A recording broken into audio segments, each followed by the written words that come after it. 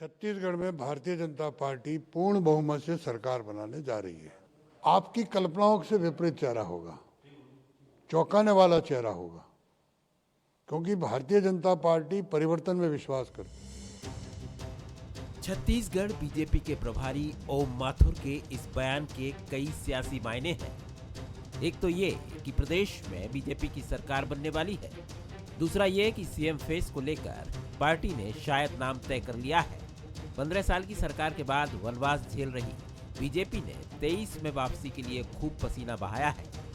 BJP के रणनीतिकारों ने इस बार कमल के फूल और मोदी के चेहरे पर चुनाव लड़ा।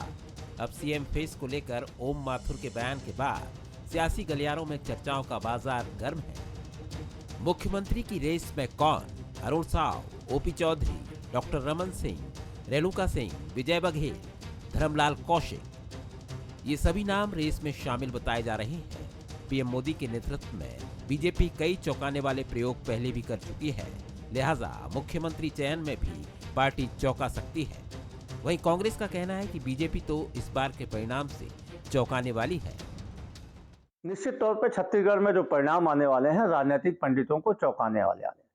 भारतीय जनता पार्टी के तमाम दावों के इतर छत्तीसगढ़ में अब की बार 2/3 नहीं 3/4 बहुमत के साथ कांग्रेस की सरकार बन रही है। जिस प्रदेश में 2 दर्जन से अधिक केंद्रीय मंत्री और आधा दर्जन मुख्यमंत्री यदि आकर चुनावी सभा किए हो, वहां पे भारतीय जनता पार्टी यदि 2.5 के आंकड़े तक नहीं पहुंचेगी तो निश्चित तौर पर राजनीतिक पंडितों के लिए चौंकाने वाले आंकड़े आएंगे। देखिए, आदरणीय ओम माथुर जी अगर परिवर्तन की बात कर रहे हैं या चौंकाने वाली बात कर रहे हैं तो निश्चित रूप से चौंकाने वाली बात सामने आएगी। उन्होंने कहा है वही होगा। वो कह रहे हैं कि सरकार बनेगी तो निश्चित रूप से सरकार बनेगी और चौंकाने वाला चेहरा आएगा, वो भी निश्चित है। और भूपेश बघेल चुनाव हारेंगे, ये भी प्रदेश की जनता को चौंकाने वाला परिणाम होगा। 3 तारीख को नतीजे आने वाले हैं। सरकार किसकी बन रही है ये तभी साफ हो पाएगा। अब देखना दिलचस्प होगा कि अगर बीजेपी की सरकार बनती है तो किस चौंकाने वाले नाम पर मुहर लगती है। कुलेश्वर पांडे, बंसल न्यूज, रायपुर। तो चुनाव से पहले अमूमन हमने देखा कि बीजेपी हो या फिर कांग्रेस, दोनों के नेता जो है आरोप प्रत्यारोप में व्यस्त रहे। चुनाव संपन्न हो चुका है और अब मतगणना अभी होनी है। अब ऐसे में दावों का दौर जारी है। दावे भी एक से बढ़कर एक। जी हाँ, सरकार बनाने का दावा तो है ही है, लेकिन कॉन्फिडेंस देखा जा रहा है कि उन दावों में कॉन्फिडेंस कितना है। बीजेपी ये कह रही है कि उनकी सरकार तो बनेगी, लेकिन बनेगी तो जो चेहरा होगा वो चौंकाने वाला होगा। निश्चित तौर पर कई लोगों की धड़कनें बढ़ा दी, कई नेताओं की धड़कनें बढ़ा दी। नमस्कार, मैं हूं ललित और हमारा आज का मुद्दा है चौंकाएगा चेहरा। जी हां, छत्तीसगढ़ में चुनाव खत्म होने के बाद भाजपा छत्तीसगढ़ में पूर्ण बहुमत से सरकार बनाने का दावा कर रही है। और तो इसी बीच भाजपा के प्रदेश प्रभारी ओम माथुर का जो बयान आया वो काफी चर्चा में रहा। ओम माथुर ने कहा कि छत्तीसगढ़ में हम सरकार तो बना ही रहे, साथ ही सीएम का चेहरा भी चौंकाने वाला रहेगा। तो इन दावों में कितना दम है और क्या वाकई बीजेपी की सरकार बन पाएगी? और अगर बनती है तो क्या सीएम फेस चौंकाने वाला होगा? चलिए आज इसी पर हम चर्चा करने वाले और हमारे साथ मौजूद हैं जो हमारे मेहमान। चलिए उनका परिचय करवा दें। नितिन भंसाली जी हमारे साथ हैं, प्रवक्ता हैं छत्तीसगढ़ कांग्रेस के। भंसाली जी, बहुत बहुत स्वागत करते हैं बंसल न्यूज पर आपका। केएस चौहान जी है, प्रवक्ता छत्तीसगढ़ बीजेपी के। चौहान साहब, आपका भी बहुत बहुत स्वागत करते हैं बंसल न्यूज पर। और हमारे साथ वरिष्ठ पत्रकार पीसी रथ साहब है, उनका भी बहुत बहुत स्वागत करते हैं बंसल न्यूज पर। उनके अनुभवों का हम लाभ लेंगे। सबसे पहले उन्हीं से शुरुआत करेंगे। रथ साहब, देखिए दावों का दौर जारी है। कितने कॉन्फिडेंस के साथ ये दावे किए जा रहे हैं? हालांकि अभी तो 3 तारीख का वक्त आना बाकी है और तभी पता चल पाएगा असली इन दावों में दम कितना है। लेकिन दावे जो किए जा रहे हैं उनमें कॉन्फिडेंस दिखाई दे रहा है। अब तो चौंकाने वाले चेहरे की बात हो रही है। कई नेताओं के दिलों की धड़कन बढ़ा दी है। जी, कॉन्फिडेंस तो तब दिखता जब चुनाव की घोषणा होते साथ ये नाम आ जाते। असल में छत्तीसगढ़ में शुरू से ये परेशानी रही है कि प्रतिपक्ष के तौर पे भाजपा कोई नाम अपने लीडर्स में सामने नहीं रख पा रही थी कि किसके नेतृत्व में चुनाव लड़ा जा रहा है। उनकी तरफ से बार बार यही कहा गया था कि प्रधानमंत्री मोदी जी के चेहरे पे हम छत्तीसगढ़ में चुनाव लड़ रहे हैं। इसलिए सभी को ये जिज्ञासा थी कि आखिर वो किसको सामने लाना चाहते हैं। अब ये बातें लगातार बहसों में भी, स्टूडियो बहसों में भी कही जाती रही कि किसी तरह से भाजपा की तरफ से कोई नाम उस तरह से आ नहीं रहा है, तो क्या सरकार बनाने वाली नहीं है भाजपा? ये चीजें आने लगी थी और 10-15 दिन पहले बहसों में ये बात मैंने भी कही थी कि भाजपा में कोई ऐसा नेता अभी तक के मुख्यमंत्री की दौड़ ऐसी दिखाई नहीं दे रही है। तो मुझे लगता है ये अच्छी बात है कि भाजपा ने अब नाम सामने लाने शुरू कर दिए। हालांकि ये कॉन्फिडेंस बढ़ाने का एक कवायद भी हो सकती है, लेकिन अब अगर ऐसा कुछ है तो उन नेताओं को भी अपने स्तर पर अपने दावेदारी को पुख्ता करना चाहिए और उसके लिए जो जरूरी कदम होते हैं, एक मुख्यमंत्री बनने के लिए जो चीजें जरूरी होती हैं, वो सब तैयारियों में उनको व्यस्त दिखना चाहिए। तो लोगों को लगेगा कि हाँ, ये लीडरशिप है और इनको मुख्यमंत्री शायद बना दे भाजपा। अब कुल मिला के ये तय तो करना है विधायकों को कि विधायक ही चुनेंगे कि उनका दल का प्रमुख कौन होगा, और विधायक चुने जाने के पहले ही अगर ये कवायद हो रही है तो ये थोड़ा सा मतलब अजीब भी है। जी, अजीब भी लग रहा है। और हमारे राजनीतिक मेहमान हमारे साथ जुड़े हुए हैं, उनका रुख करूंगा। के.एस. चौहान साहब, देखिए बहुत सारे जितने नेता हैं आपके, आप मुस्कुरा रहे हैं, लेकिन कई नेताओं की धड़कनें बढ़ा दी हैं। रमन सिंह पर भी आपने प्रश्न चिन्ह खड़े कर दिए हैं। लोग तो ये सोच रहे थे कि चलिए सरकार बनती तो रमन सिंह ही मुख्यमंत्री होंगे, लेकिन ये तो साफ हो गया कि रमन सिंह नहीं होंगे। थोड़ा साफ कीजिए ना आप भी।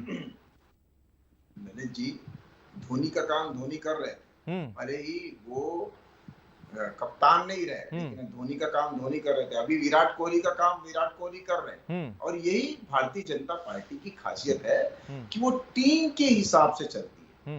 इसमें ये फर्क नहीं पड़ता है उनके खिलाड़ियों को कि कौन कप्तान रहेगा, और ये भी फर्क नहीं पड़ता है कि अगर वो कप्तान बनते हैं तो अपना 100% देंगे, तो वो सेवा करेंगे दल की और अपने प्रदेश की और अपने देश की। ये विश्वास, ये इस विश्वास के साथ भारतीय जनता पार्टी की टीम नहीं लड़ती है। भारतीय जनता पार्टी की टीम एक टीम वर्क के हिसाब से काम करती है और टीम वर्क के हिसाब से ही सब निर्णय लिए जाते हैं, टीम वर्क के हिसाब से ही सभी काम किए जाते हैं। और ये जो कॉन्फिडेंस है, कॉन्फिडेंस से काम नहीं होते हैं, काम से कॉन्फिडेंस आता है। हमने काम किया है, हमने 15 साल काम किया है, 9.5 साल काम किया है, उसके आधार पे हम बोलते हैं, इसके आधार पे हमारे को एक कॉन्फिडेंस कि हम अपनी सरकार बनाएंगे। और जिस हिसाब से 7 तारीख का और 17 तारीख का पोलिंग हुआ है, उसके हिसाब से हम बहुत ही जल्दी 3 तारीख को सरकार बनाएंगे। और इसका रुझान जो है 7 तारीख की पोलिंग के बाद ही समझ में आ गया था कि आप 15,000 की घोषणा कर रहे हैं, 2-2 संभाग की घोषणा कर रहे हैं, आप तितर बितर हो गए हैं। आप नहीं तो मैं कॉन्फिडेंस की बात तो आप कर ही रहे, काम की भी बात आप कर रहे हैं। देखिए उसको उसी के आधार पर तो जनता वोटिंग करने गई थी। सवाल ये नहीं है, सवाल ये है कि आपने जो चौंकाने वाली बात की है वो कई लोगों को चौंका रही है, तो थोड़ा मायने साफ कीजिए ना, इसका क्या मतलब है? मतलब जो हम जिसको समझ रहे रमन सिंह वो नहीं है। देखिए मैंने पहले ही स्पष्ट किया कि हम टीम वर्क के हिसाब से तो टीम वर्क में चौंकाने वाले परिणाम कैसे? नहीं, अगर मान लीजिए कि आप चौंकाने वाले काम, ये किसी को भी चौंका सकते हैं। अब किसी के लिए अप्रत्याशित होगा, और ये कोई कांग्रेस पार्टी तो है नहीं कि 1885 से लेकर 1978 तक 93 सालों में इन्होंने 83 प्रेसिडेंट बदले, और पिछले 1978 से लेकर 2022 तक सिर्फ 7 प्रेसिडेंट बदले। इसीलिए 1984 के बाद आज तक इनके केंद्र में पूर्ण बहुमत में सरकार नहीं आ पाई। तो ऐसे अप्रत्याशित हम लोग काम नहीं करते हैं कि 44 साल से एक ही घराने का जो राष्ट्रीय अध्यक्ष है वो आता है, चले आ रहा है, और 18 साल से एक ही मोहतरमा राष्ट्रीय अध्यक्ष रहती है। तो ये भारतीय जनता पार्टी की रीति नीति नहीं है। क्या जेपी नड्डा से पहले राष्ट्रीय अध्यक्ष हम सोच सकते थे कि वो आएंगे? तो अभी वो काम कर रहे हैं। जी चलिए मैं पूछ लेता हूँ नितिन जी, अप्रत्याशित उनकी तरफ से नहीं है वो ये कह रहे हैं, हालांकि वो दावा कर रहे हैं, चौंकाने वाली तो बात उन्होंने कही, हालांकि उस बात की सफाई भी उन्होंने दी। आप पर भी आरोप लगाया, कांग्रेस पर भी आरोप लगाया, क्या कुछ कहेंगे? हालांकि आपके यहाँ तो साफ हो गया है कि भूपेश बघेल ही रहेंगे, राहुल गांधी उन्होंने खुद संकेत दे दिया था इस बात का। आप क्या कहेंगे? एक बड़े कॉन्फिडेंस के साथ उन्होंने कह दिया कि बीजेपी की सरकार बन रही है। विश्वास नहीं, अति आत्मविश्वास कहते हैं, ओवर कॉन्फिडेंस। अच्छी बात कही, चौंकाने वाले नतीजे होंगे, चौंकाने वाले नाम होंगे। बिल्कुल 2018 में भी चौंकाने वाले नतीजे और चौंकाने वाले नाम थे। सारे मंत्री हार गए, 15 साल सरकार चलाई, 15 सीटों पर सिमट गए। इस बार ये चौंकाने वाली बात होगी कि दहाई का आंकड़ा भी नहीं छुएंगे। इनके ऊपर तो एक बड़ी वो शायरी याद आती है कि न मांझी न रहबर न हक में हवाएं हैं, कश्ती भी जर्जर है, ये कैसा सफर है। न मांझी है न रहबर है, कोई चीज का ठिकाना ही नहीं है। हाँ, ख्याली पुलाव बहुत अच्छा बनाते हैं और ख्याली पुलाव में ये नमक डालना भूल जाते हैं, तो वो स्वादहीन ख्याली पुलाव जो भारतीय जनता पार्टी के ओम माथुर बना रहे हैं, आपकी शायरी पे चौहान साहब मुस्कुरा रहे हैं। पुलाव इनको खुद को हजम नहीं होगा। पहले बिना दूल्हे की बारात थी ललित जी, हमने इस चुनाव के दौरान ये कहा कि बीजेपी बिना दूल्हे की बारात है, पर अभी आपकी स्क्रीन में तो 8 दूल्हे दिख रहे हैं। तो 8 दूल्हे कैसे हो सकते हैं, ये मुझे बताइए। जब दुल्हन एक हो तो 8 दूल्हे कैसे हो सकते हैं, तो कोई सवाल ही नहीं उठता। ये अपने क्या बोलते हैं 15 सालों के जो कार्यकाल को लेकर जो ये बात कर रहे थे अभी बीजेपी के प्रवक्ता कि हमने काम किया, क्या किया था भैया, इतना काम किया होता तो जनता इस तरीके से आपको रिजेक्ट नहीं करती। बिल्कुल, चौहान साहब मुस्कुरा रहे हैं, मुझे लगता है कि उनके मन में भी कोई शायरी है, लेकिन उसके पहले मैं नितिन जी आपसे पूछना चाहूंगा, तो वो आप पर ये आरोप लगा रहे हैं कि हमारे यहाँ तो अलग अलग नेता हैं, कोई भी नेता बन सकता है मुख्यमंत्री, परिवारवाद का आरोप आप पर लगाते हुए ये कहते हैं वो। 3 तारीख के नतीजों के बाद 4 दिसंबर की रात को रात्रि भोज पर कांग्रेस की ऐतिहासिक जीत की खुशी में रात्रि भोज पर आमंत्रित करता हूं। नहीं, आप तो रात्रि भोज पर आमंत्रित कर रहे हैं, वो परिवारवाद का आरोप लगा रहे हैं आप पर। वो ये कह रहे हैं कि हमारे तो बहुत सारे नेता, जैसे कि आप जिक्र कर रहे हैं ना, बहुत सारे नेता स्क्रीन पर दिख रहे हैं, उनके यहाँ बहुत सारे नेता और उनको किसी को भी मुख्यमंत्री बनाया जा सकता है। आपके यहाँ एक ही परिवार।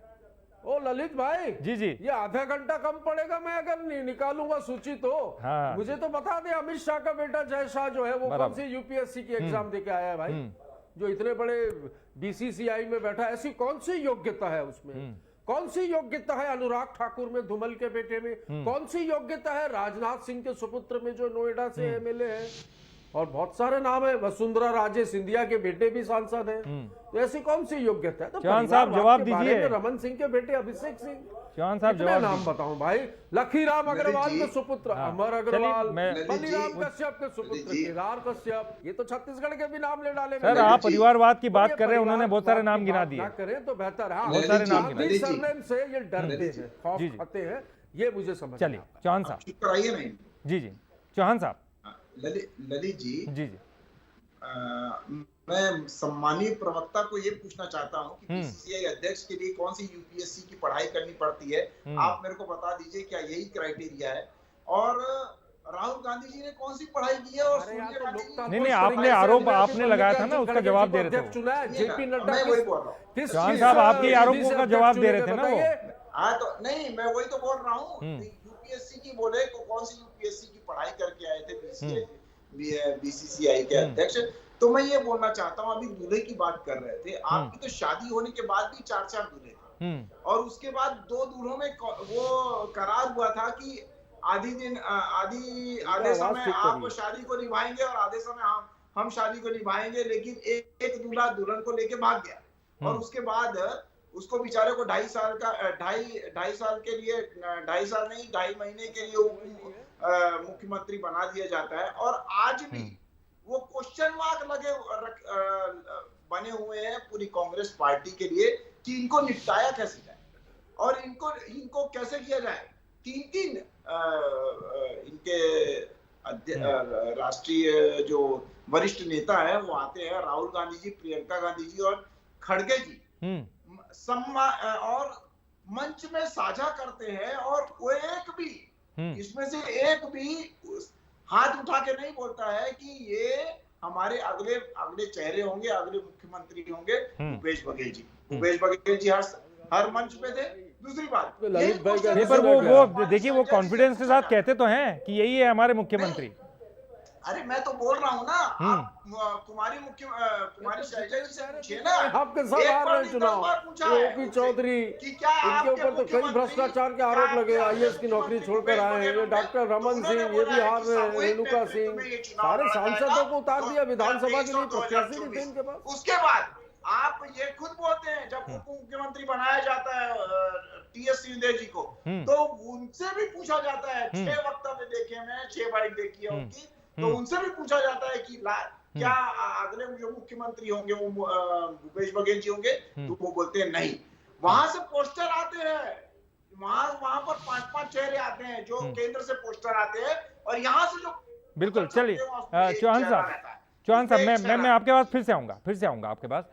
नितिन जी, आप क्या कहेंगे? आपके यहाँ सब कुछ क्लियर है, सब कुछ स्थिति साफ है? बिल्कुल क्लियर है भाई। राहुल जी ने कहा, भरे मंच से कहा, नहीं वो आरोप लगा रहे हैं ना, आपको आप क्या भी आधी सरकार का, फिर से आधे समय की सरकार का कर्जा माफ पे समझ में नहीं आता है क्या इन लोगों को? ये 5 साल जो थे ललित भाई, ये 5 साल खुद इन्होंने क्या किया इससे मतलब नहीं था। ये हमारे ही ताका झाकी में लगे थे कि हमारे यहाँ क्या चल रहा है। इतना यदि खुद मेहनत किए होते तो शायद मुझे लगता है आज 20 के आसपास ये आ सकते थे, यदि इन 5 सालों में ये फील्ड में काम किए होते तो। ये सिर्फ इसी में समय निकाल दिया कांग्रेस क्या कर रही है, कांग्रेस के नेता क्या कर रहे हैं। खुद का घर संभालो, खुद का घर संभालो। आपके डॉक्टर रमन सिंह, बृजमोहन अग्रवाल, आपके प्रदेश अध्यक्ष अरुण साव, आपके नेता प्रतिपक्ष नारायण चंदेल, सांसद गोमती साय, सांसद रेणुका सिंह, सब चुनाव हार रहे हैं भाई। ये कल शुरू हो जाएगा एग्जिट पोल धड़ाधड़ शाम को। ये खुद ही चैनल में जो मैं बातें बोल रहा हूँ वही आएंगी, देख लेना। आप प्रवक्ता बन गए हो, आपको तो पंडित रहना चाहिए। आप तो भविष्यवाणी कर रहे हो, आपको तो पंडित रहना चाहिए। आप देखिए। नहीं तो उन्होंने तो सरकार बनने पर आपको आमंत्रित भी किया है। तो हम तो घर लेने जाएंगे इनको, हम तो इनको चलिए ठीक है, चलिए ठीक है। मैं रथ साहब से पूछना चाहूंगा। रथ साहब देखिए, हम तो लगातार मीडिया पूछता रहा, आम लोग भी पूछते रहे, कई लोग पूछते रहे कौन है भैया मुख्यमंत्री, कौन, ये तो बता दीजिए, नाम कौन है वो तो सामने लाइए। इतने सारे लोग हैं, पूरा चुनाव निकल गया, जो है मुख्यमंत्री का नाम सामने नहीं आया। लेकिन अब जब इस तरह के दावे आते हैं तो आपको क्या लगता है? क्योंकि अब तो चुनाव खत्म हो चुका है, जो है मतपेटियों में सब कुछ कैद हो गया, ईवीएम में सब कैद हो गया है। अब इन सब चीजों की जरूरत है क्या? ये कहाँ इनकी जरूरत आपको लगती है, कहाँ महसूस होती है? हाँ, मुझे लगता है कि नतीजे आने में जो समय बाकी है उसको पास करने की ये कवायद है। क्योंकि इसमें सबसे मजेदार ये है कि अगर आपने रमन सिंह जी को खारिज कर दिया, रमन सिंह जी को मुख्यमंत्री की लिस्ट में नहीं रखा है, तो उसके बाद जो वरिष्ठ मंत्री रहे हैं, भाजपा के जितने वरिष्ठ मंत्री रहे हैं, बृजमोहन अग्रवाल, अजय चंद्राकर, अमर अग्रवाल, प्रेम प्रकाश पांडे, ये सब क्या चुनाव हार रहे हैं? इनका नाम क्यों नहीं है मुख्यमंत्री की? बिल्कुल, ये वाकई खास बात है, ये बड़े नाम नहीं है। क्योंकि ये भी आश्चर्यजनक है कि इतने वरिष्ठ 7-7 बार के जो विधायक मंत्री रह चुके हैं, विधायक रह चुके हैं, उन लोगों का नाम इस लिस्ट में नहीं है। ये भी थोड़ा अजीब लग रहा है कि अगर नाम उछाले भी जा रहे हैं तो ऐसे नाम क्यों उछाले जा रहे हैं जो इस तरह से मतलब सिर्फ नाम के लिए नाम उछालना है, ऐसा लगता है। क्योंकि दावेदारी इन लोगों ने कभी की नहीं। इनकी दावेदारी लीडरशिप उस तरह से मुख्यमंत्री पद के लिए कम से कम तो ये जो नाम है हम जो दिखा रहे हैं, उन नामों में कुछ खास दिखाई दे रहा है? फैसला जरूर है कि इतने वरिष्ठ मंत्रियों को दरकिनार करते हुए ऐसे नाम कैसे आ रहे हैं। जी, कुछ नाम हम बता रहे हैं, अरुण साव, ओपी चौधरी, डॉक्टर रमन सिंह, रेणुका सिंह, विजय बघेल, धर्मलाल कौशिक, उनका भी नाम है। इन नामों में कोई खास नजर आ रहा है आपको? क्योंकि मैं इनसे पूछूंगा तो ये तो बताएंगे नहीं। ललित भाई, अच्छा जी, इनसे पूछो जी। इसमें वही मुझे लग रहा है कि बृजमोहन अग्रवाल जी का नाम नहीं है, अजय चंद्राकर जी हैं, प्रेम प्रकाश उपाध्याय जी हैं, इनका नाम तो दिख नहीं रहा है इसमें मुझे कहीं। चौहान साहब देखिए, बहुत बड़े-बड़े जो दिग्गज हैं उनके नाम नहीं है, संशय की स्थिति में डालते हैं, सब चीज नहीं है उसमें। जी, सबसे पहली बात तो ये है कि कोई भी ऑफिशियली नाम हमने तो घोषणा की नहीं है। मैं भी नहीं देख रहा हूँ, बृजमोहन अग्रवाल जी का नाम भी नहीं है इसमें। नहीं, मैं क्या बोल रहा हूँ, मैं बोल रहा हूँ कि 90 के 90 विधानसभा में है, मेरा नाम भी है मुख्यमंत्री बनने में। जी जी, क्योंकि मैं भी कार्य करता हूँ। चलिए, शुभकामनाएं जैसे आपको। सभी कार्य करता है वैसे मैं भी कार्य करता हूँ, मैं भी मुख्यमंत्री का दावेदार हूँ, लेकिन मेरा नाम नहीं तो है। हम भी कह पाएंगे कि आज हमने डिबेट जो की है वो होने वाले मुख्यमंत्री जी के साथ की है। देखिए बंसाली जी, आप भी कह सकते हैं। बिल्कुल बोल सकते हैं। बोला मैं ये बोल रहा हूँ नमक डालना कि ये जो बात है, ये ऑफिशियली कोई नाम डिक्लेयर नहीं किया गया है कि इनमें से मुख्यमंत्री होंगे। कोई सभा लेके या कोई प्रेस कॉन्फ्रेंस लेके या कोई लेटर हेड में या कोई विज्ञप्ति जारी करके ये नाम नहीं दिए। देखिए जो आम नाम है ना आपके, मैं चौहान साहब आपको बताऊंगा, जो आम नाम है ना वो तो चौंकाते हैं नहीं, इसलिए उनका नाम अलग रखा गया है। ऐसे नाम दिए जिनको शायद हम नहीं सोच सकते थे कि वे भी बन सकते हैं, इसलिए तो चौंकाने वाला है। चौंकाने वाला नाम ऐसी बात है कि अप्रत्याशित नाम होता है और कोई भी नाम हो सकता है। ये जरूरी नहीं है कि ये चौंकाने वाली जो लिस्ट है वो अलग है।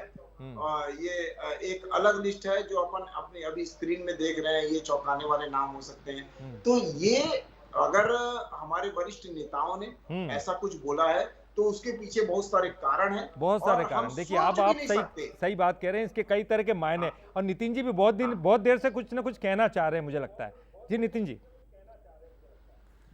एक नाम छूट गया है ललित भाई। हाँ जी बताएं। इस सूची में वो नाम छूटा है नरेंद्र भाई मोदी कि किसकी गारंटी पे चुनाव लड़ रहे हैं पता है छत्तीसगढ़ में? मोदी की गारंटी।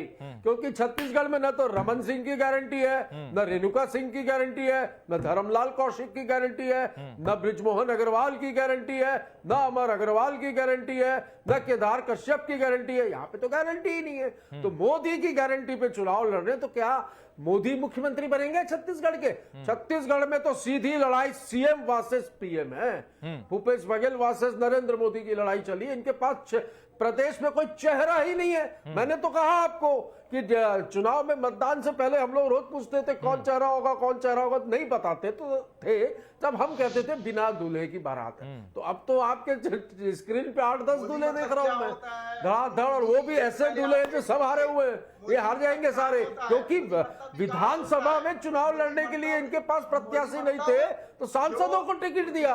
और एक बहुत बड़े भ्रष्टाचार में जिस व्यक्ति ने आईएएस की नौकरी छोड़ के भाजपा का दामन थामा वॉशिंग मशीन में साफ होने के लिए, उसका भी इसमें स्क्रीन पे नाम दिख रहा है।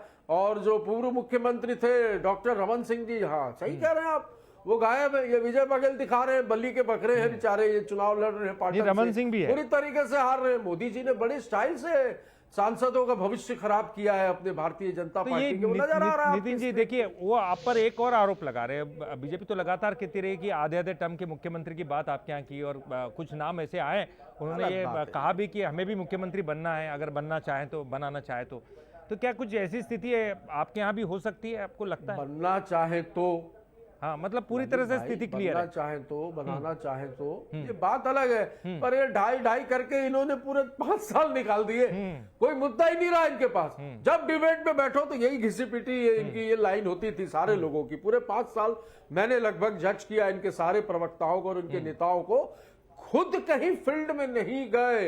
इसलिए तो विधानसभा चुनाव लड़ने के लिए इनके पास कैंडिडेट नहीं थे, तो सांसदों को और केंद्रीय मंत्रियों को चुनाव में उतारा है। ये तो साफ नजर आ रहा है ना। और जैसा कि मैंने कहा, जिस दिन घोषणा पत्र भारतीय जनता पार्टी का जारी हुआ और उसके ऊपर लिखा था मोदी की गारंटी, हम उसी दिन चुनाव जीत चुके थे।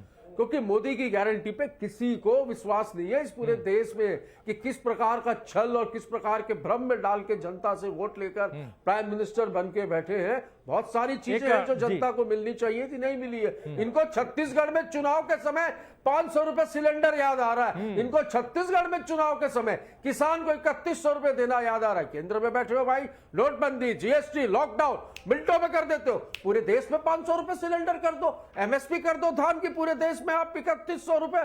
क्यों आपके हाथ पैर फूलते हैं? चुनाव है इसलिए चुनावी घोषणा पत्र सवाल दागे जाते हैं जब मोदी की गारंटी सुपर फ्लॉप होगी और ये सारे चेहरे जो है ना, ये आपके सब कहां गायब होंगे मुझे समझ नहीं आता। चौहान साहब बताएं। ललित जी, जो हमारे कांग्रेसी प्रवक्ता है, भावनाओं में जितना ज्यादा बह गए कि इनको ये समझ में ही नहीं आ रहा था मैं कहाँ चले गया हूँ, क्या कर रहा हूँ, क्या नहीं कर रहा हूँ। अरे भाई मोदी जो होता अच्छा, है, ये एक बात बताइए चौहान साहब, एक बात बताइए, आप ये कॉन्फिडेंस के साथ कह रहे हैं कि आपकी सरकार आ रही है, ठीक है, बिल्कुल है ना? अब ये कॉन्फिडेंस के साथ आप फिर ये भी बता दीजिए, अंदर खाने कहीं ना कहीं तो कोई नाम निकल कर सामने आ रहा, आज इस डिबेट शो में ऐलान कर दीजिए। तो खुद का नाम मैं यही तो बोल रहा हूँ ना, मैं वही तो बोल रहा हूँ। ये जितने नाम हम बता रहे हैं इनमें से एक आध नाम तो जब हमारे वरिष्ठ नेता ने बोल दिया है तो हमारे को, जब हमारे कप्तान और जो वरिष्ठ नेता है जब वो बोल दिए हैं, भारतीय जनता पार्टी एक अनुशासनात्मक पार्टी है, जब उसके लीडर ने बोला हुआ है कुछ, तो हमारे बोलने की जरूरत ही नहीं है। हमारी चौहान जी कौन सी सीट से चुनाव लड़ोगे? मुख्यमंत्री बनने के बाद 6 महीने बाद चुनाव लड़ना। चलिए देखेंगे हम ये चौंकाने वाला है या नहीं है, आने वाला समय बताएगा। बहुत बहुत शुक्रिया चौहान साहब आपका भी, नितिन जी आपका भी बहुत बहुत शुक्रिया इस डिबेट में पार्टिसिपेट करने के लिए। रथ साहब आपका भी बहुत बहुत शुक्रिया। तो निश्चित तौर पर 3 तारीख का इंतजार करना होगा। देखिए दावे हैं, प्रति दावे हैं, तो पलटवार भी लगातार हो रहे हैं, तो जो दावों में कितना दम है ये तो आज हम नहीं बता सकते हैं। अपने अपने दावे, अपनी अपनी पार्टी के लिए तो कोई भी यही कहेगा कि हम जीत रहे हैं, लेकिन 3 तारीख को असली नतीजे आने वाले। लेकिन आप भी बने रहिएगा बंसल न्यूज़ के साथ, क्योंकि बंसल न्यूज़ ही ऐसी जगह है जहां पर पल पल की अपडेट आपको 3 तारीख को दिखाई देगी। इस खास डिबेट शो में फिलहाल के लिए इतना ही। बंसल न्यूज पर खबरों का सिलसिला लगातार जारी।